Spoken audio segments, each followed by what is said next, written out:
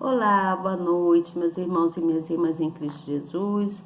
Mais uma vez eu estou aqui trazendo a palavra amiga para vocês, né? Vim trazer o estudo do livro do profeta Oséias, né? Nós hoje vamos dar continuidade ao capítulo 2, né? Vamos para o capítulo 3, que vem falando que o Senhor continuou ordenando a Oséias algumas coisas. O capítulo é pequeno, mas tem bastante, posso falar assim, bastante coisas.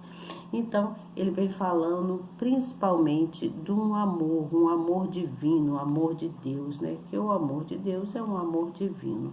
E aí, o próprio Oséias vai relatando que Deus falava com ele, tá certo?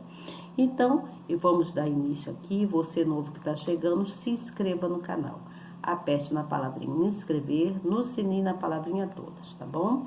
Depois que eu terminar tudo aqui, você vai ver a mãozinha, você clica nessa mãozinha também e compartilha. Compartilha a palavra amiga com alguém, leva bênção para alguém. Seja uma pessoa generosa, levando a palavra amiga para alguém, tá bom? Contribua com o evangelismo, levando a palavra de Deus para uma pessoa. Convide a pessoa para entrar no nosso canal, que essa pessoa seja muito bem-vinda e que Deus possa abençoar 3 vezes, 4 vezes, 5, 10, 20 vezes, quantas vezes for necessária a você e a pessoa que você convidou para estar nesse canal também, aprendendo, conhecendo, né, buscando se fortalecer naquilo que Deus deixa como legado através dos profetas antigos para a gente, tá bom? Então, vem comigo, se prepare, vamos ficar aqui juntos, né? E vamos com força, né? Buscar força no Altíssimo, que é Ele que nos dá força para a gente prosseguir, tá certo?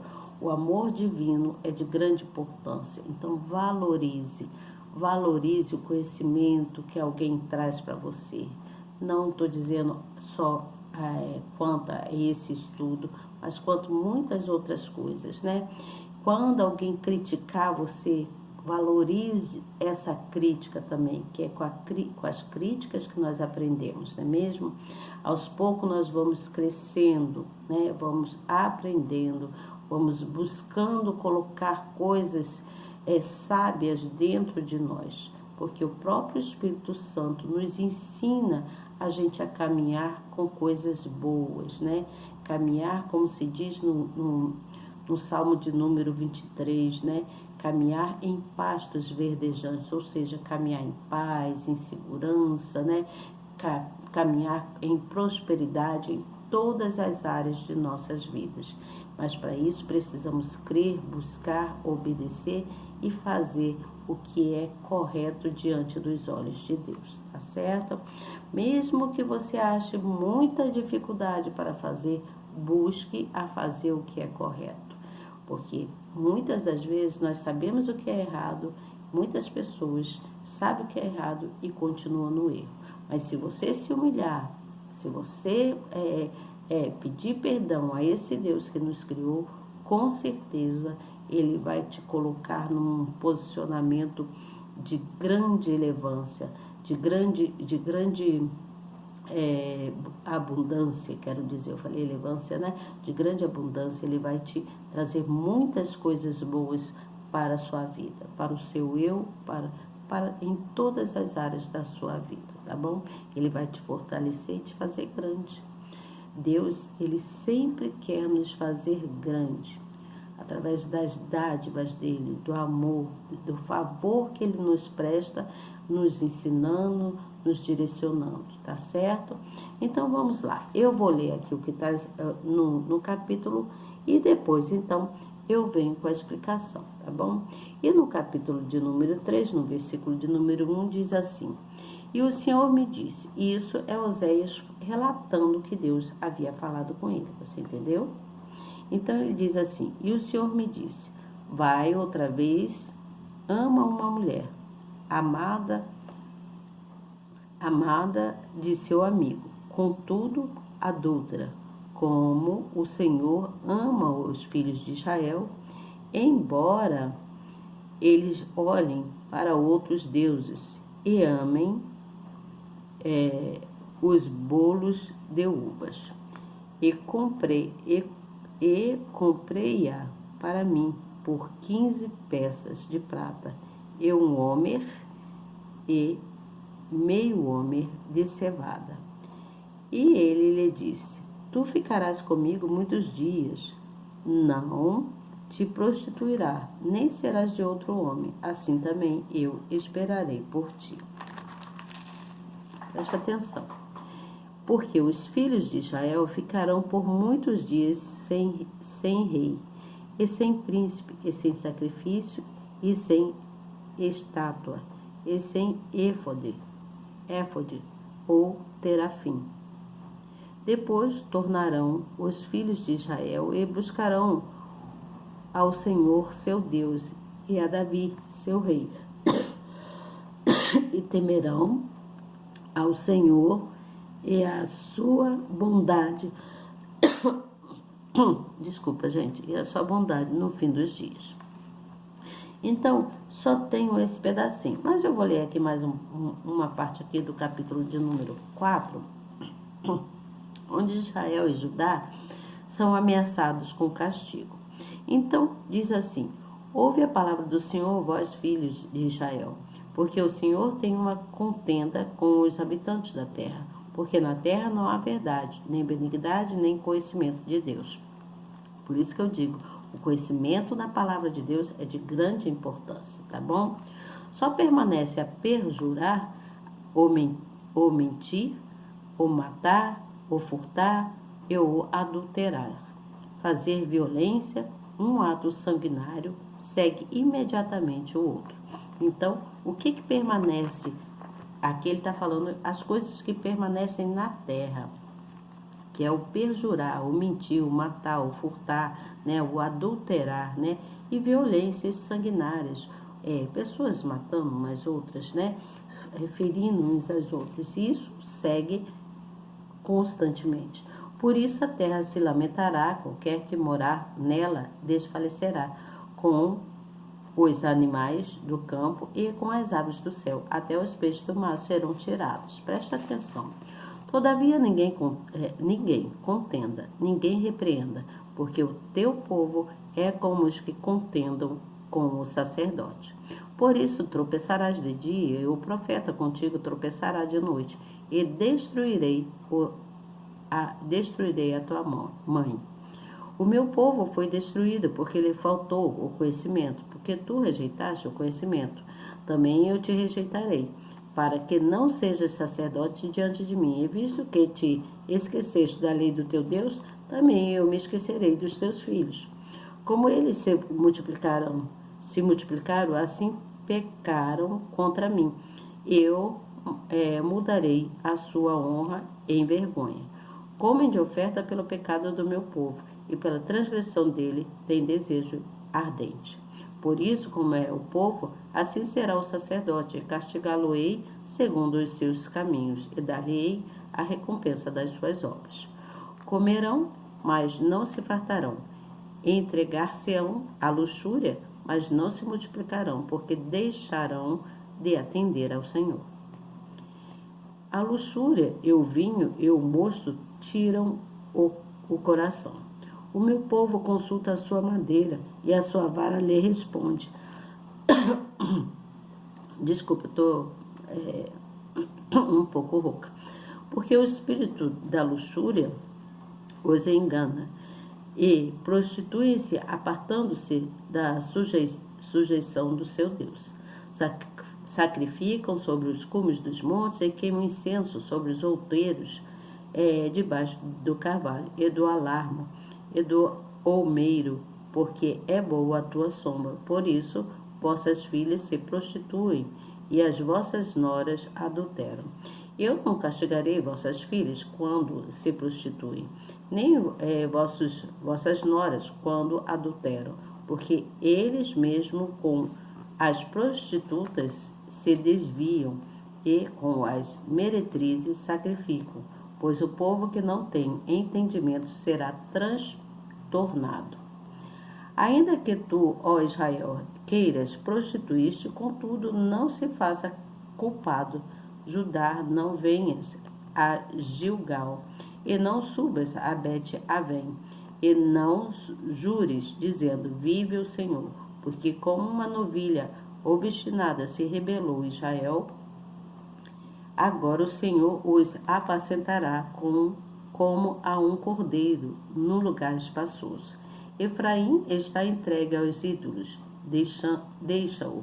A sua bebida se foi, lançaram-se à luxúria continuamente. Certamente os seus governadores amam a vergonha.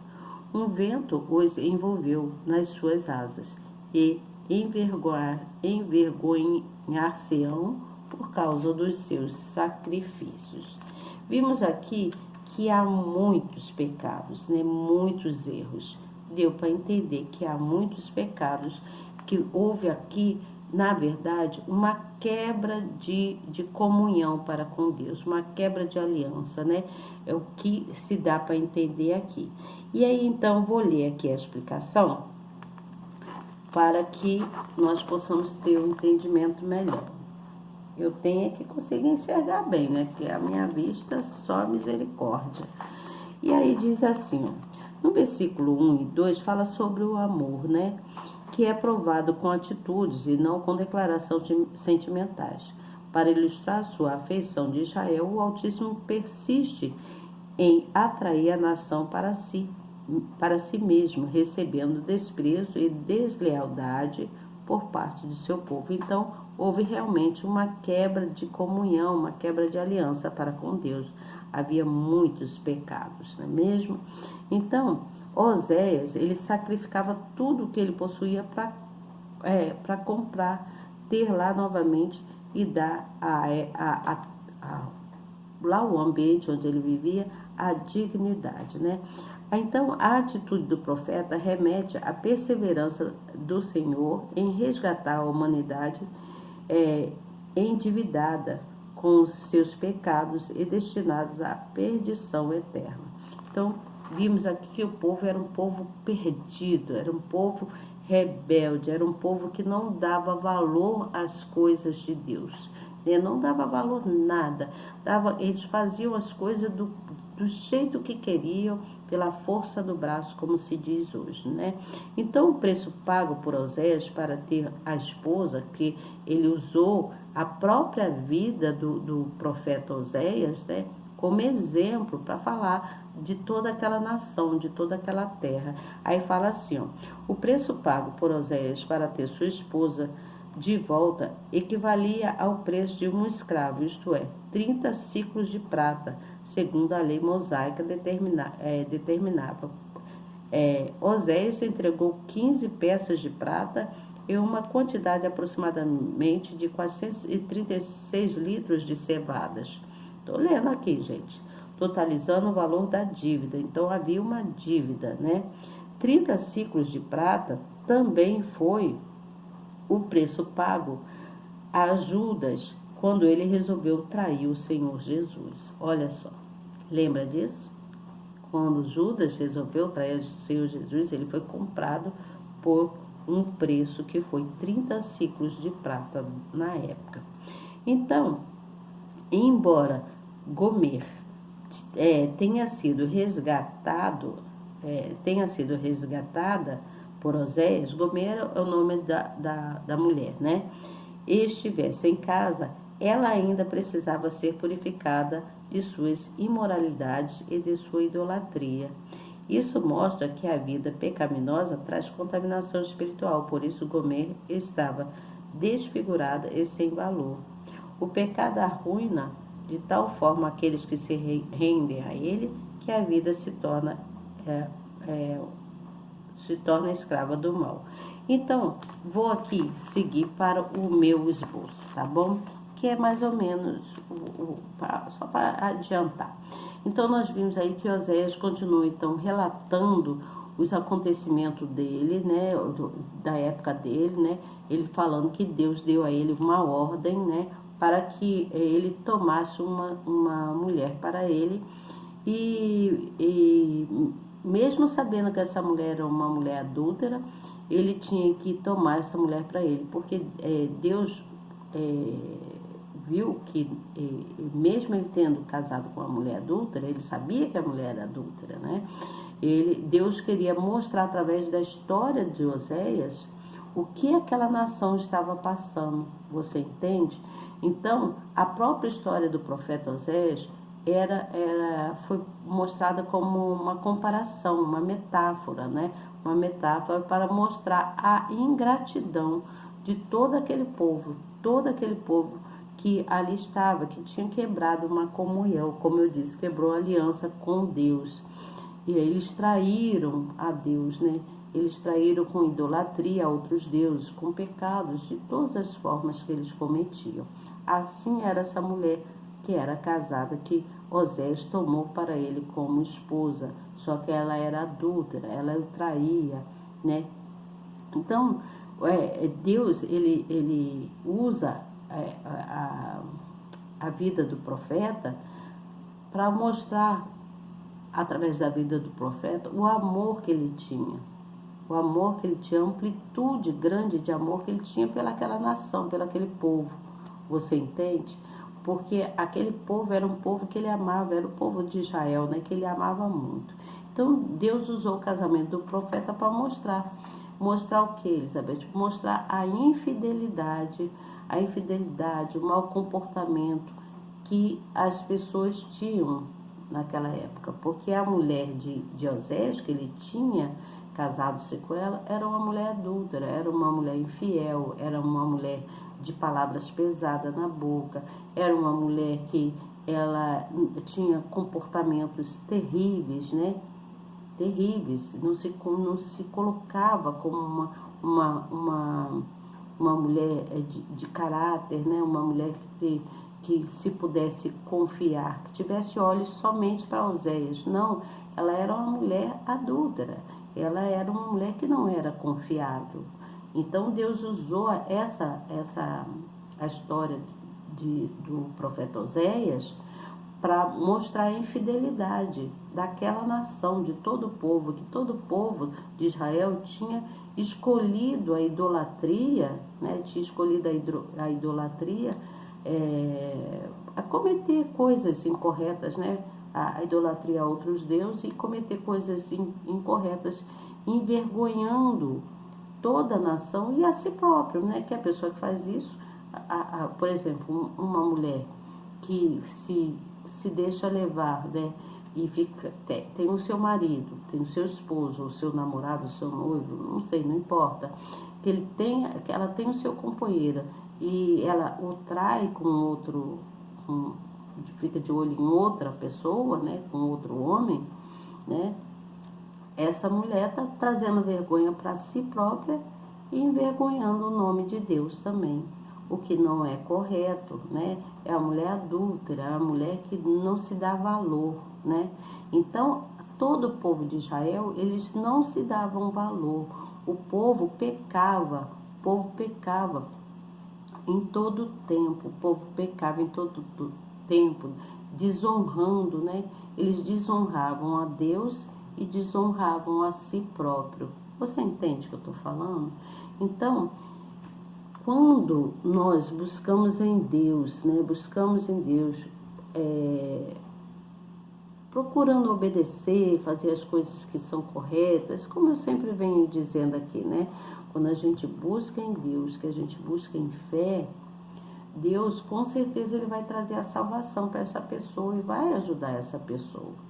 Então, quem se deixa levar por coisas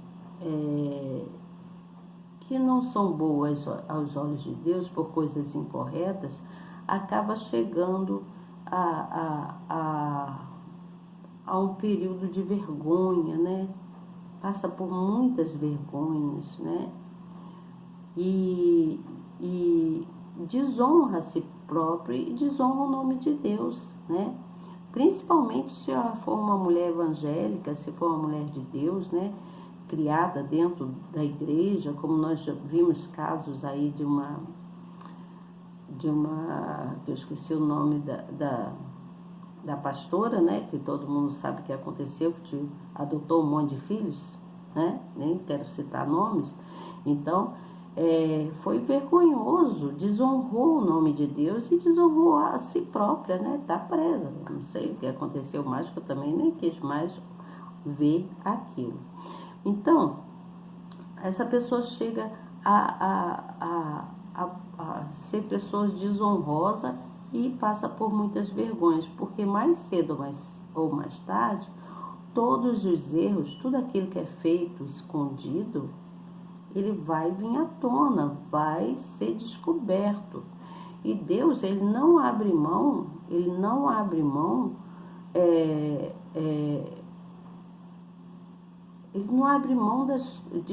de pessoas que venham desonrar, né?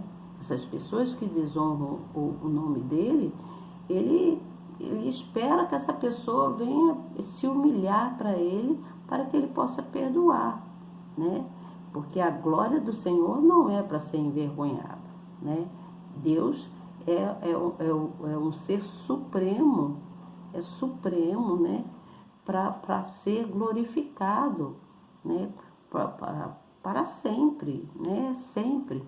Então, a honra de Deus cabe a nós também. Nós temos que honrar esse Deus, né? Para que ele venha nos honrar. Você entende o que eu falo? Então, nós devemos estar sempre prontos a honrar a Deus, que Deus está sempre pronto para nos honrar, para nos solucionar, trazer soluções para os nossos problemas. Você entende o que eu falo? Então, Deus está sempre pronto para nos ajudar. Ele traz para cada um de nós talentos, ele traz para cada um de nós inteligência, né? Ele traz para cada um de nós força para a gente prosseguir, né, na nossa vida, nos dando saúde, né? Então, Deus, ele está sempre trazendo coisas boas em todo o tempo para a nossa vida, né? Para poder nos fortalecer, fazer com que a gente venha vencer todas as tribulações e os obstáculos, que ele disse que isso sempre aconteceria, mas que nós tivéssemos ânimo, né? Então Deus, ele traz dádivas, ele nos concede dádivas que somente ele mesmo pode nos dar. Você entende o que eu falo? Então, gente, não tem muito aqui para falar não, tá? O que eu tenho para falar é o que já está aqui, que vem dizendo na nossa Bíblia, e que um pouco da anotação aqui que eu fiz, né? Quanto a esse capítulo de número 3 e número 4, que está falando do amor divino de Deus, né? Aí fala que na terra não há verdade nem benignidade. Por quê? Olha o que diz aqui. Porque nós vivemos dias de abundância de informações e conhecimentos, mas isso não tem contribuído para que as pessoas se tornem melhores. Você entende? É mais ou menos o que eu quis dizer ali, só que falei do meu jeitinho. Aqui é uma pessoa mais intelectual, né, que falou aqui o que eu gostaria de ter dito, que eu falei de um jeito também, não com essas palavras, mas chegando a isso aqui, né, que nós vivemos em dias de abundância e de informações e de muitos conhecimentos que a gente vai pegando, vai aprendendo, né, mas isso, nada do que a gente aprende tem contribuído para que as pessoas se tornem melhores. Existem pessoas terríveis espalhadas por aí afora. E aí a gente precisa de proteção, a gente precisa se proteger, e a proteção vem só de Deus, né?